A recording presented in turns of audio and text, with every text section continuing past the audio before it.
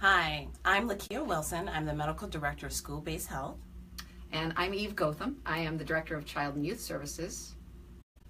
And we are here today to have a conversation about going back to school and some of the stressors related potentially to online safety and even cyberbullying that come up as you prepare to send your kids back to school. So Eve, I know that some of the questions that my parents with my teenagers ask are, what type of social media is available to their adolescents and how do they make it safe? Right. So I know we're on Facebook Live, and we all know that since all of us as parents got on Facebook, our teenagers are fleeing from Facebook. So, I think it's always important to be a friend to your children, regardless of their social media platform. A lot of teenagers now like Instagram.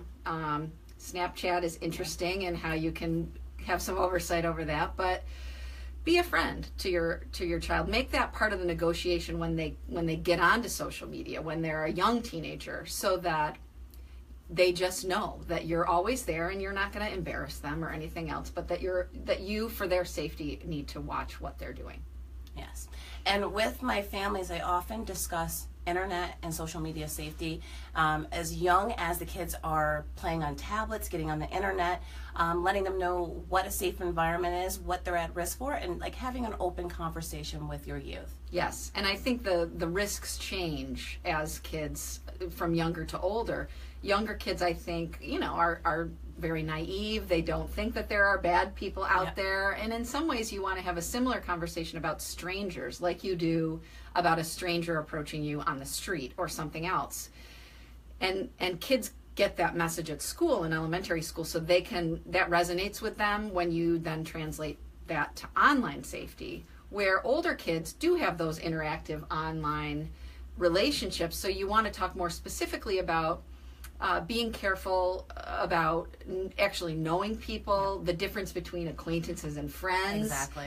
Because everybody in social media is your friend, but they really aren't your friends. And what defines a friend, what is an acquaintance, and about what's appropriate information to give someone or not give someone. Exactly. As your child goes through the different stages of development, and when they're young and they tell your neighbors everything that's going on in your house, you do have those conversations about what's appropriate to share with people.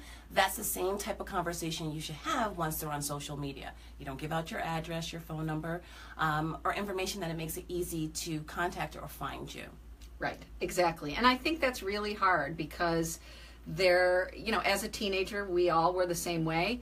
You are invincible. And so it's really hard to dial back and understand what those risks are as a teenager because you just haven't had the life experience to do so. Exactly. And so there's a lot of pros and cons with social media. So it's a great way to have networking with other community bodies. For example, if I have a patient with a rare disease or even anxiety or depression, there's a lot of support groups that are on social media where they can get a lot of resources that they may not necessarily get into their community. But then some of the more negative risks with social media is cyberbullying. I think so too. And I think as parents, we're both parents, online lives and the digital footprint that our own children live is going to be a part of their life. So we have to figure out a way to integrate that into lessons about life. And so I think cyberbullying is one of those things. In the past we talked about schoolyard bullying, and those took on forms of physical or verbal, but you left school and the bullying stopped. Right. The difference with cyberbullying is that can occur 24/7.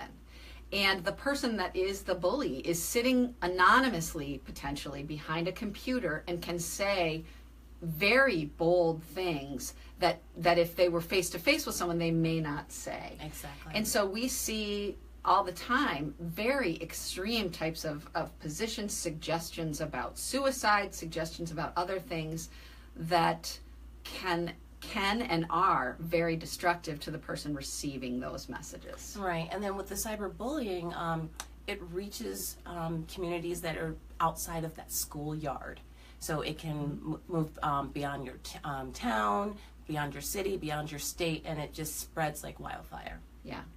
So, just as we teach kids good lessons about how to communicate effectively, how to solve problems, how to negotiate disputes, in some ways the same thing happens, and there are times where we have to step in, and maybe as hard as it may be, the solution is potentially shutting down someone's account for a period of time, or alerting the authorities if the threats rise to a level of potential crime, and partnering with schools, because school districts are very interested in working together.